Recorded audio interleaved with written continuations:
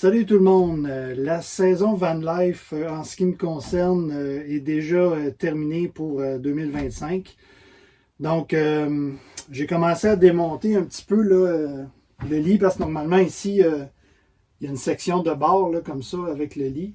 Et puis, dans le fond, ce que je voulais faire, c'est peut-être optimiser mon système électrique là, parce qu'après 3 saisons, je me rends compte que ça prend quand même beaucoup de place, puis j'ai moins de place dans le garage là, quand on veut mettre, là, par exemple, des gros sacs de paddleboard et tout ça. Puis quand on part pour plus longtemps, on a plus de stock. Fait que ce que je voulais faire, c'est optimiser en fait mon système électrique pour avoir plus d'espace dans le garage.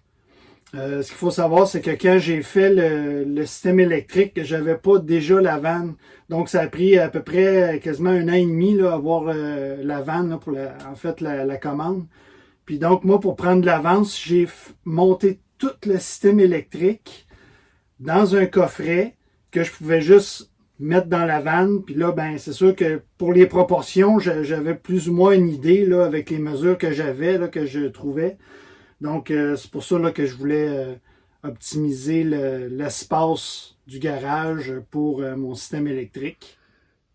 Dans le fond, ce que je veux dire par là, optimiser, c'est que je veux faire en sorte que le système prenne un peu moins de place. C'est sûr que c'est assez compact, mais il y a quand même moyen de mettre ça un peu plus compact.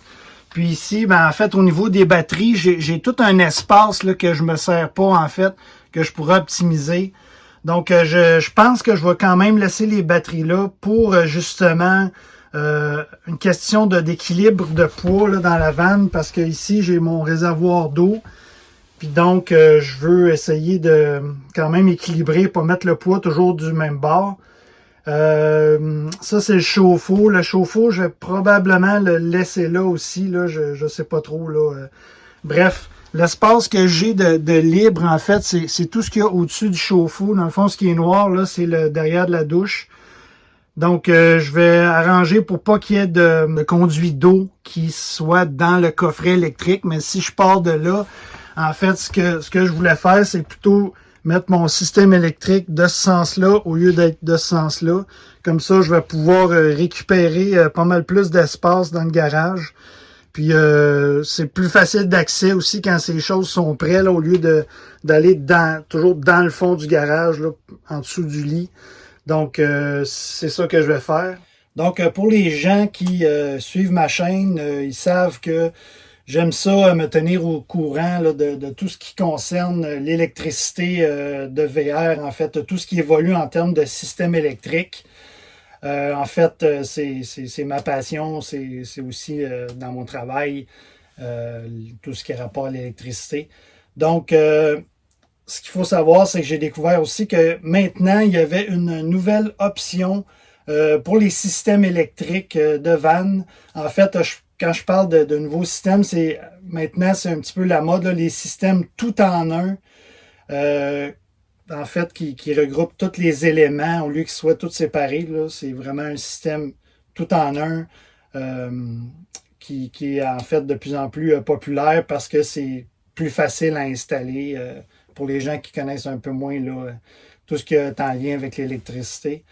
Donc, avant, il y avait EcoFlow qui avait lancé qui appelle ça un Power Kit, en fait, qui est un système tout en un. Donc, pour les gens qui connaissent ça un petit peu moins, là, quand je parle d'un système tout en un, là, ça veut dire que ça comprend l'inverter, ça comprend le DC to DC. Dans le fond, c'est ce qui recharge avec l'alternateur du véhicule. Là, moi, j'en ai deux.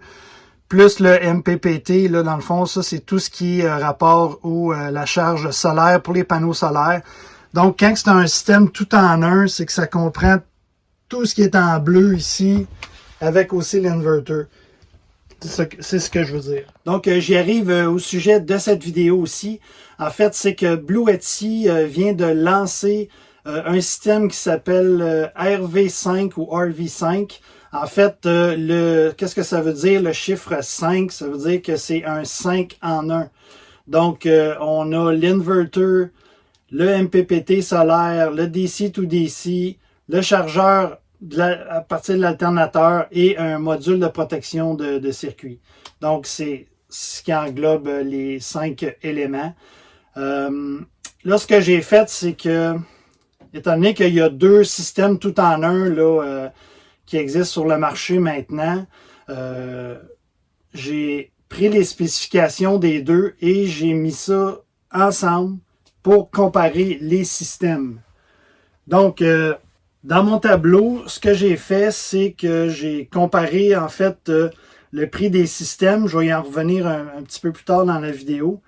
Dans le fond, comparer l'entrée AC, l'entrée solaire, l'entrée alternateur, sortie AC, sortie DC, le poids des consoles et le poids des batteries également, parce que ce qu'on sait, c'est que c'est important quand on fait une conversion de van ou si on change un système existant dans n'importe quel VR, le poids reste toujours important dépendamment où vous mettez vos items là, dans la van là, pour être sûr de bien balancer ça.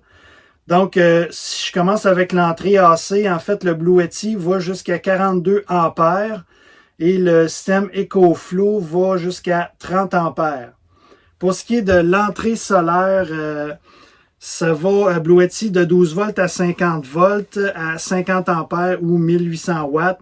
EcoFlow, tout ce que j'ai trouvé comme information, c'est 4800 watts de solaire. Donc, c'est quand même assez énorme. Là. Je ne sais pas s'il y a des VR qui ont autant de watts dans le panneau solaire. L'entrée d'alternateur, ça va à 50 ampères pour le Bluetti et 1000 watts avec le Power Kit de EcoFlow. Donc, c'est un petit peu plus. Là. Dans le fond, moi, ce que j'ai présentement, par exemple, c'est le système Victron. J'ai mis 2 de 30 ampères, ce qui fait 60 ampères. Donc, ça équivaut presque à l'EcoFlow. Sortie AC 120 volts. Dans le fond, la sortie de tout ce qui est des équipements qui fonctionnent sur le 120 volts. On peut parler de micro-ondes, de four et de plaques induction, etc. Donc, avec le Bluetti RV5, on peut aller jusqu'à 42 ampères et l'EcoFlow Power Kit jusqu'à 30 ampères. Sortie DC 12 volts. Là, ce qu'il faut savoir, c'est que les systèmes Bluetti RV5 et EcoFlow Power Kit utilisent des batteries à 48 volts, mais ils vont avoir un convertisseur dans l'appareil pour convertir des sorties 12 volts pour tous les appareils qui fonctionnent au 12 volts. Normalement, dans un campeur ou une vanne aménagée, c'est souvent très, très commun, le 12 volts. Donc, pour ce qui est du RV5, c'est 100 ampères de sortie 12 volts et l'EcoFlow, c'est 70 ampères. Pour le poids, en fait, le Bluetti RV5, c'est 30 livres ou 14 kilos. EcoFlow, 31 livres. Donc, c'est pas mal pareil. Par contre, là où il y a une différence, c'est le poids des batteries. Sur le Bluetti, c'est 101 livres par batterie. Donc, c'est assez lourd. Donc, il faut prévoir l'endroit où on va monter les batteries ou ça, de pouvoir bien équilibrer le poids. Et EcoFlow Power Kit, c'est 89 livres ou 40 kilos. Donc, en comparaison, là, mes batteries Voltium, en fait, les batteries Voltium que j'ai présentement, c'est 12 volts 300 ampères-heure LiFePO4 et ils pèsent 73 livres chacune. Donc, ce qu'il faut penser aussi, à part du poids des batteries et de la console, il faut aussi prendre en compte les dimensions de l'appareil.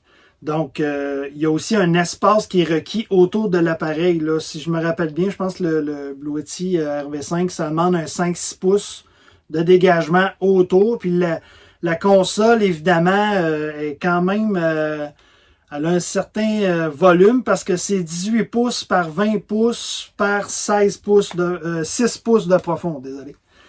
Donc, c'est quand même assez gros. C'est sûr que c'est normal parce que ça prend tout ce qu'il y a dans le fond tous les modules sont ensemble, c'est sûr que ça prend de l'espace. Donc, une autre chose à considérer, c'est le prix des systèmes. En fait, le système EcoFlow Power Kit, ce que j'ai trouvé, là, c'est que présentement, là, on est au mois de octobre 2025. C'est 15 802 $ canadiens plus les taxes applicables. Ça comprend 2 batteries, l'écran et la boîte de distribution qui est compris à ce prix-là. Donc, ça équivaut à grosso modo 800 ampères-heure là, en 12 volts. Même chose si je veux comparer des pommes avec des pommes. En fait, le Blue Yeti, présentement, est en, disons, spécial où il y a un rabais là, probablement de lancement qui est à 5 098 $ canadiens plus taxes. Ça comprend le module principal, la console, en fait, plus 2 batteries qui équivaut aussi à 800 ampères-heure de batterie. Par contre, vous n'aurez pas de panneau de distribution puis pas l'écran. Ce qu'il faut savoir, là, présentement, quand je vais sur le site de Blue Yeti Canada, c'est pas la boîte de distribution n'est pas dans les options, donc on ne peut pas l'acheter aujourd'hui où on se parle. Je ne sais pas si parce que peut-être que le lancement officiel, c'est dans un mois, peut-être au mois de novembre, je ne sais pas trop. Là. Mais on ne peut pas avoir le panneau de distribution et l'écran présentement. Par exemple, ce qu'il faut savoir aussi, c'est que ce système-là, on peut le contrôler par une application. Là, ça se fait par Bluetooth, donc il y a peut-être des gens qui vont choisir de ne pas avoir d'écran là, pour ça. Et puis, en fait, si vous possédez, comme moi, déjà un panneau de distribution électrique qui est DC et AC, dans le fond, ce qu'il faut savoir, c'est que vous pouvez brancher votre panneau existant déjà dans le Blue Yeti RV5. Donc, à ce moment-là, moi, je ne vois pas l'intérêt d'acheter un panneau de distribution comme tel parce qu'il est quand même assez énorme. Là. Il est presque 3 fois gros comme ça. Je ne sais pas pourquoi ils ont fait ça gros de même, mais en fait, si vous l'avez déjà, c'est pas nécessaire selon moi. Donc, maintenant, la question, c'est est-ce que Victron ou Victron en anglais, est-ce qu'ils vont évoluer vers un système tout en un? Est-ce que c'est les prochains à en sortir un? Aucune idée. En fait, plus il y a de concurrence, on voit plus les prix baissent. Donc, ça peut être une bonne option parce que c'est tous des compagnies qui ont quand même une bonne réputation et un bon nom, qui font des produits de qualité. Donc, c'est pas mauvais. Moi, je pense d'avoir de la concurrence dans le marché.